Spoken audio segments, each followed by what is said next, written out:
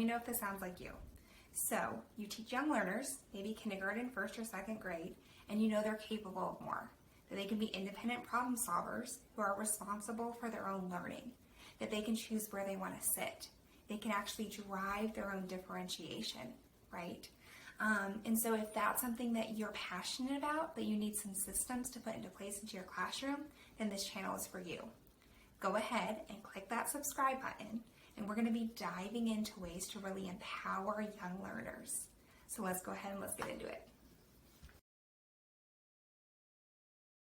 Hey guys, so my name is Jessie, and today we're going to be diving into blended learning.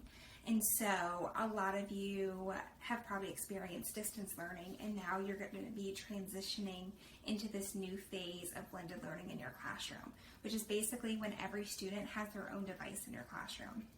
Now, what we want to try to do is we want to try to make it effective as we're doing blended learning in our classroom. And the beauty of blended learning is that we can actually have our young learners be completely independent, because now they're actually given the tools to find answers to their questions, to get directions, and to be more flexible in their seating during independent work time. But let's take it back a little bit. So the quote that Albert Einstein uses, I love it so much. So it says, "I never teach my pupils. I only attempt to provide the condition in which they learn." So that's what I want to do. I don't want to just teach my first graders. I want to provide the condition in which they're actually teaching themselves, because that's going to stick with them, right? So when I was in college, I went to Sierra Leone, and I was able to teach those students, but what I learned is that they ended up teaching me a lot more, because I actually lived in the orphanage for a little bit of the time, and I got to see that these 5 and 6-year-olds were completely independent. They could do anything a normal adult could do, right? But they were doing it themselves. And so when I came back to the States, what I was trying to implement into my classroom was independence in my first grade students. And I knew that if I could impart some of those independent skills, that it would stick with them as they began to grow, right? So blended learning provides students with power, choice, independence, and growth. It's intentional, it's differentiated. Blended learning is not putting your students on a computer for 20 minutes a day, right? It's not having them go on any educational website.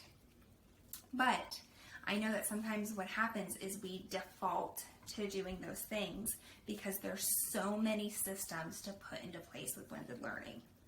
And so I like to talk about the 3 stages of blended learning, where it's utter excitement, right? That's stage 1. You're so excited. You get all these devices. Now you don't have to worry about kids waiting and taking turns on the computer. You actually have your own teacher computer now, and the kids have their own computers. What? Crazy.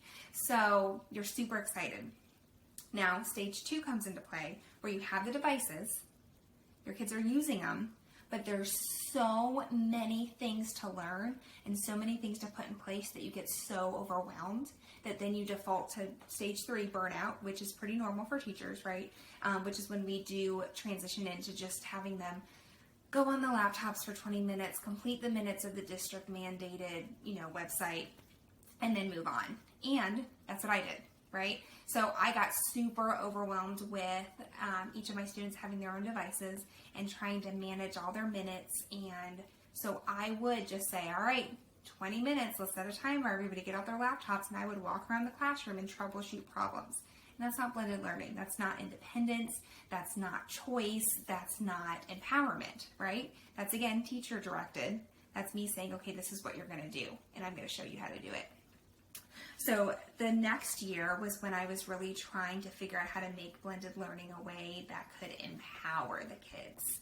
And so I really feel like it goes hand in hand with 2 things. So flexible learning, or flexible seating, and digital choice boards. Now, at the time, I was very new to this whole flexible seating thing, and it kind of scared me because I liked my students having their own desks.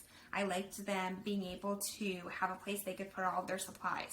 I liked that I could move the desks around and kind of make my own thing. It took a lot of me giving up control for them to be able to choose where they wanted to sit, right? because I could constantly change my seating chart when they each had their own seats, so that way I didn't put, Sally and Jose next to each other, right? So it was a lot of me giving up control. So flexible seating, though, was so important in being able to empower them in blended learning. And so I'll actually be doing a video on flexible seating because there's so much that goes into flexible seating. But the other thing is digital choice boards. And so what I noticed when I started doing flexible seating is I didn't need rotations anymore. I could actually give them tasks that I wanted them to complete, and they could be differentiated tasks, and they could complete them in their own time. So they didn't need to rotate through centers. It was more, here are your 5 tasks. Complete these tasks. When you're done completing these tasks, then you can do some enrichment. And if you don't complete these tasks, that's okay. You can keep working on them tomorrow. Love it. And so I, at the time, was doing paper choice boards, and which worked fine, but you still had lost papers, and you still didn't have a way for kids to be able to get help if they needed help. So they could ask a friend, but sometimes they just need a place to independently go to find directions or to get a short video for a concept that we've been working on, right? So that's when I transitioned to using digital choice boards and embedding videos into those. Because then at that point, if there's a concept or an activity they don't know how to do, they can click on this question mark, right? And then it can be sent to a video that gives them the directions or teaches them the concept. And that's independence, right? That's differentiation, because now they're differentiating for themselves. There's a place for sight words, right? That they can actually go and they can read the sight words, or they can go and listen to the sight words. Student-driven differentiation. So I'm actually going to have separate videos on all these different things because there's so much that goes into each one. But the main takeaway for this is that blended learning is empowering. It's independence, it's choice, it's flexibility. And blended learning really goes hand in hand with flexible seating, and I believe choice boards are digital choice boards. So I'm excited to dive into these concepts even more, and dive into kind of the systems that I've put into place into my own classroom, and to hear the systems that you're putting into place in your classroom. So I would love for you to subscribe to this video, but I would really love for you to leave some comments. What are you doing in your classroom to empower your kids? So that way we can kind of learn from each other and see what each other's doing. So I'm so excited to be a part of this journey. Make sure you look out for my videos. I'm going to try to create a video each week that's going to be geared towards these systems. And I hope you are having an amazing day.